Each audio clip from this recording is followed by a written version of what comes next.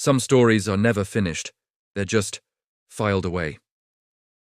Welcome to Chronicles of the Obscure. October 1987. The airwaves of northern Michigan crackle with the voice of a local DJ. He's introducing a special treat for Halloween, a folk song he wrote himself titled The Legend of the Dogman. The song paints a chilling picture of a 7-foot-tall, half-man, half-wolf creature that stalks the woods every 7 years. It was all meant to be a bit of fun, a piece of campfire storytelling set to music, a local spooky legend for the season. But by the end of the broadcast, something unexpected happened. The station's phone lines were completely jammed. The listeners weren't calling to request the song, they were calling to report that they had seen it. This is the story of how a fictional monster, born from a radio song, stepped out of the airwaves and into reality. So let's open the evidence locker and see what we have on the Dogman. First and foremost, there's the song. The original 1987 recording by Steve Cook isn't just a tune, it's a blueprint. It lays out specific details, glowing eyes, a humanoid stance, and, most importantly, a terrifying 7-year cycle of appearances. This song is the patient zero of the entire phenomenon. Immediately after the song aired, the sightings began. Within days, callers flooded the station, their voices trembling as they described encounters that mirrored the song's lyrics almost perfectly. They reported seeing a massive creature on 2 legs, watching from the tree lines, sometimes even chasing their vehicles down dark, lonely roads. It was as if the song had given people a name for something they couldn't explain before. Then, the physical evidence started to appear, or at least what some claim is physical evidence. In 1997, a grainy, highly controversial photograph was taken near Cross Village.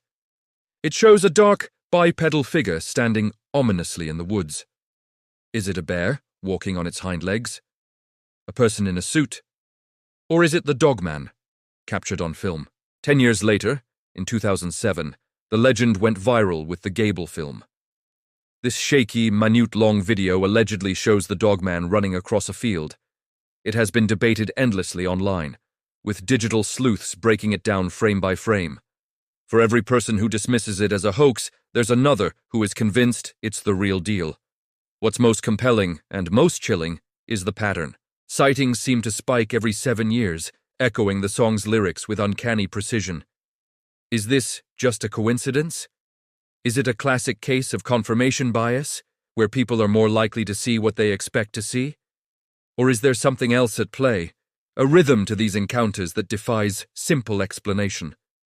Let's head over to the theory board and try to make sense of this. The first, and most accepted explanation, is mass suggestion and what's known as a folklore feedback loop. Steve Cook's song didn't discover a monster, it created one in our minds. It primed an entire region, giving them a specific set of characteristics to look for. Suddenly, a bear standing on its hind legs wasn't just a bear anymore.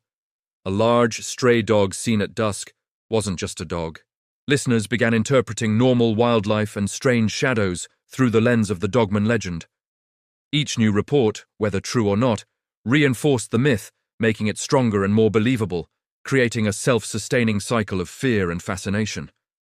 Theory 2 is simpler. It's a hoax, or rather a series of hoaxes inspired by a modern legend. Some sightings are undoubtedly outright fabrications. The song became so popular that people wanted to be a part of the story. The 2007 Gable film, for example, is often pointed to as a well-made hoax, perfectly timed to capitalize on the early days of YouTube's viral culture. In this view, the Dogman is less of a cryptid and more of a collaborative fiction project. But what if the song didn't create something new, but simply gave a new name to something very old? This is Theory 3. Indigenous Ojibwe legends have long spoken of the Wahila, a giant, solitary wolf spirit. Early French fur trappers who came to the region told tales of the loup-garou, the werewolf. It's possible that Steve Cook's song didn't invent a fear, but accidentally tapped into a dormant, ancient one that has haunted these woods for centuries. The Dogman might just be the modern frame for a much older myth. Finally, we have the most intriguing, and for some, the most terrifying theory: the unclassified canine.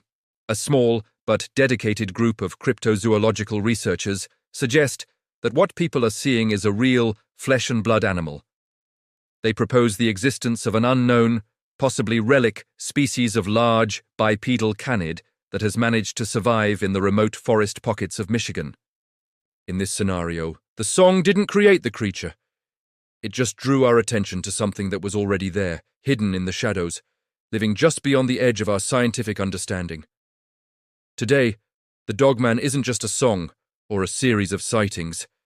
It's woven into the very fabric of Michigan culture. There are Dogman festivals, merchandise, books, and documentaries. There are teams of dedicated investigators who spend their weekends searching the woods for evidence. The legend has become so ingrained that in 2010, the Michigan State Police even logged a Dogman call in their official database. You'd think that modern technology, with high-definition cameras on every phone, would have solved the mystery by now. Instead, it has only amplified it. Social media allows witnesses to share their stories instantly, creating a digital campfire where the legend can grow and evolve in real time. The 2021 Dogman dashcam clip, which showed a large, four-legged creature bolting across a road, reignited the entire debate, proving the myth is still very much alive and well. The Michigan Dogman case is a masterclass in how folklore is born and thrives in the modern age. It forces us to ask some fundamental questions. Where is the line between story and reality, especially when a story is believed by enough people to take on a life of its own? Does repeating a myth give it power, allowing it to manifest in our collective consciousness? Or does it simply give us a new set of eyes, helping us see what was always hidden in the shadows, lurking in the dark corners of our own fears?